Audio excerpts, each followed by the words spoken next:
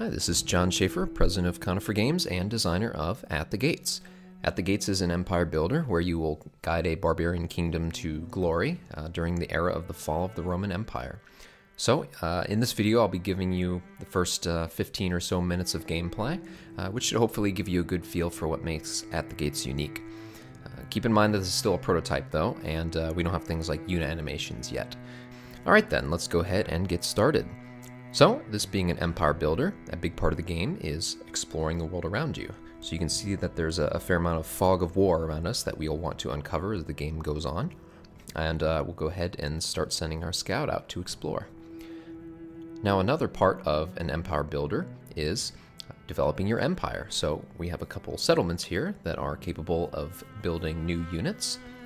For example, we can build more scouts, and later in the game we'll be able to build things like cavalry, but we can't do that quite yet. So we'll go ahead and get our scout out there, and we found an abandoned village, which will give us some bonuses here. This one in particular gave our scout extra vision, which is great because scouts are designed to explore the map. And it looks like we've uncovered a few other things. So off to the right here you'll see that there's a hostile stronghold, and there are enemy soldiers here that will come after us, so we'll want to watch out. Eventually we'll want to take them out, but we're not quite strong enough yet. You can see that their strength is 5 and ours is only 1, so that wouldn't be a very good fight for us. So we'll have to get back to them later. Now one of the other things that we found here is an iron mine. And you'll see we'll click on our logging camp here, and one of the unique aspects of At the Gates is the fact that resources deplete over time. So eventually that logging camp will run out, that iron mine we found will run out as well, and we're kind of forced to find more resources out there in the world. So fortunately there's the iron mine nearby, and we'll be able to grab that. But there are also other ways of acquiring new resources. For example, we can actually migrate and move our settlements around the map. So if our area around us becomes depleted, we can go ahead and move to another part of the map that has more resources that we can get to. Resources are a very important part of the game, and they really help give At the Gates a good pace. So, as I mentioned, we have an iron mine here that's owned by a neutral power. You can tell by its white flag, and I think we should probably go ahead and grab it. That way we can build up our stockpile of metal and train some units. So when you capture an improvement, you have the choice to either keep it or you can pillage it. And pillaging it will basically destroy the improvement, but it'll give you a big lump sum of metal or whatever. So usually want to do that when you're pretty desperate. We're not right now, so we'll just capture it.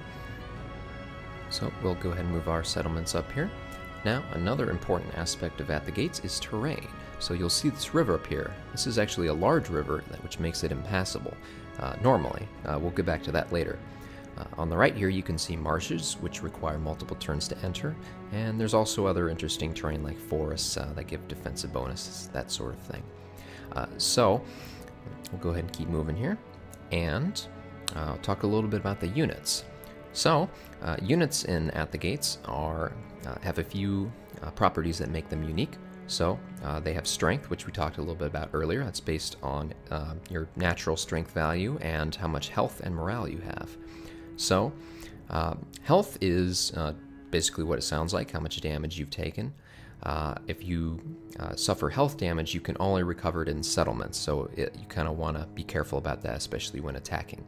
Morale is a little bit different. You can recover that, but if you lose all your morale, you retreat and take a lot of damage that way, so you kind of have to watch your morale as well. You always have to be on the lookout for making sure that your units are at full strength, because they can drop pretty quickly and they become much less effective when they lose strength. So, another important aspect of the game is supply. So, you'll see that on the unit here we have a provisions amount. We'll get back to that in a second. But the way the supply system works is the terrain tiles each provide a small amount of supply, or a certain amount, and supply can also come from your settlements as well. And if a unit doesn't have enough supply, normally a unit needs 3 supply to keep at full strength, then it starts losing provisions. When it runs out of provisions, then it starts taking damage. So you kind of really have to keep a close eye on that, especially as winter comes by. So we'll keep going here, and you'll see that the settlement here actually produces supply, like I talked about. And we'll turn on the supply view, and you can see what the supply radius of the settlement is. So if your unit is anywhere within that space, it will receive some supply for free. We'll go ahead and keep moving here. We found a logging camp. We'll go ahead and grab that. We now have enough metal, so we're actually going to build a little bit of an army to try and take out those hostile warriors we found earlier. Make sure that they're not too much of a threat. So we now have 2 units against their 1, and the battle should go pretty well for us. Alright, battle went as expected, that's good. And 1 more. Alright, looks like we finished him off. Good. Alright, so we'll keep moving some of these other guys as well. There's a few more things to do here. Okay, and looks like the Strongholds are ours. Excellent, we'll just go ahead and grab it. Alright, so we'll keep moving here, and we found a few more things. You can see here there's a Mercenary Camp. The way those work is you can actually spend some of your wealth to recruit them. They're not very strong, but they're a really cheap way of bolstering your army quickly. You will see that we've found a few other things here. I'll go ahead and move these guys. And here's some stone, actually. So what stone can do for you is improve your improvements. So we'll see over here a farm. If we had stone and the perk, we'll talk about that in a bit, we could upgrade our farm, which will produce more food. So it's kind of a way of upgrading your economy and strengthening what you have without building more farms, which require wood as maintenance. You can also disable improvements if you're running low on something, and they'll stop producing, but they'll also stop requiring maintenance. Alright, so down here are the Romans. We've actually just discovered them on the map. You can see their roads here. That usually gives you an indication that you're kind of entering Roman territory, and you kind of want to watch out a little bit. So their units are pretty powerful, and they have quite a few of them as well. And they begin the game very strong, but as time passes they become weaker, either because of fighting themselves. So there's 2 Roman factions that fight each other at times, and sometimes they'll work together, fighting other barbarians, and there are also random events that can affect them as well. So an emperor might die and be replaced by a child emperor, and that will weaken them, and you can probably sneak in there and grab some of their improvements. But it is kind of risky business, so you want to make sure that you're not being too greedy. The way you actually win at the gates is by capturing the Roman capital, either Rome for the Western Roman Empire or Constantinople for the Eastern Roman Empire. Now, so here is the Romanization perks screen. We talked a couple minutes ago about perks being needed to upgrade your farms. So here's stoneworking. This is the specific perk that we need. The way you actually earn perks is by either capturing a city belonging to Rome, or by completing a request for Rome. We'll get into that here in a second, but there are other cool things you can get in here, like shipbuilding. You can build boats, you can build ships that will provide supply to units. So one of my goals with the Romanization perk system was to provide a sense of progress to the game. So obviously, this being the Dark Ages, it wouldn't make much sense to be doing technological research, but you're basically adopting and rediscovering what the Romans have figured out. One of the other things that you can do is refund perks. So instead of being stuck with what you've chosen forever, let's say we're backed into a corner, we can switch out stoneworking for shipbuilding and start building boats to get out of our kind of cramped situation. So it really gives you a lot of flexibility in terms of how you want to do things. One of the other big and really important features in At the Gates is how the terrain changes due to the seasons. Now, I talked earlier about how large rivers like these are normally impassable, but in the winter, they actually can freeze over, allowing your units to pass over them. So we will go ahead and move our scout across the river here. So there are a variety of other effects on the terrain that the seasons bring.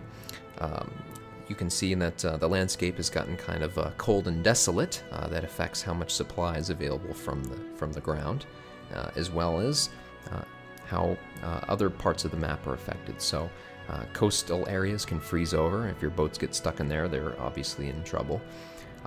And becomes harder to move through certain areas of the map. There are also effects in the summer that can come into play, such as areas being scorched, dry areas. Additionally, rivers and marshes can flood. So there's a lot of different effects that can come into play. So one of the other problems with the winter is the fact that our farms stop producing food. So you can see our food in the upper right there is not in a good situation. We only have 23 and we're losing 16 per turn, so it's not good. Fortunately, the winter's almost over, but you know, it's still a problem that we're gonna have to deal with, and you're always kind of up against the edge of things. So you can see over here our farms, like I was saying, they've changed their art, and you can see that they're not really looking very bountiful right now. So we'll keep moving, and now that it's March, spring has broken, so things are looking a little bit nicer again. Go ahead and keep moving our guys up.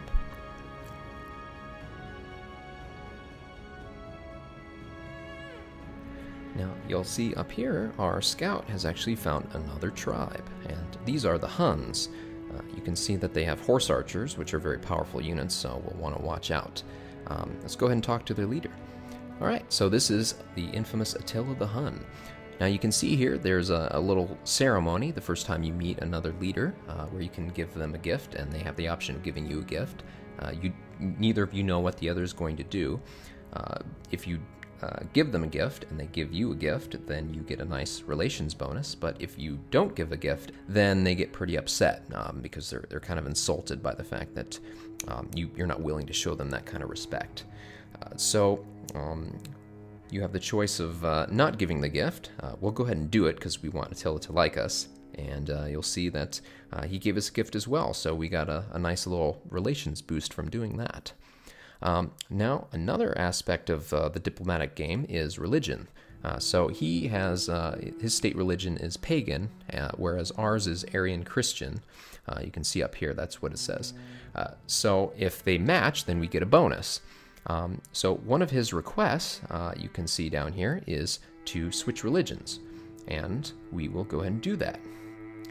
And you can now see we are pagan, and he is pleased with us now, so we've kind of become friends with Attila, and that's a very good thing. You know, we can also look to complete other requests for him. It looks like his food situation is not very good, and he would like for us to give us a gift of food. Fortunately, ours isn't all that great either. We just talked about how we were running out of food. But one of the options we have is to kind of sacrifice our food and build up that diplomatic relationship with him if we feel that that's kind of the most important priority. That is a pretty good wrap-up of a lot of the features that are in At the Gates. There's a lot of other things I'd like to show to you guys, but I'm afraid I'll have to wrap up the video here. I'll go ahead and zoom out and show you the full map here and how the seasons change over time. So, if our game seems like something you'd be interested in playing, please consider contributing to our Kickstarter campaign. You can go ahead to Kickstarter.com and just search for At the Gates. You'll find us that way. Alright everyone, thanks for watching.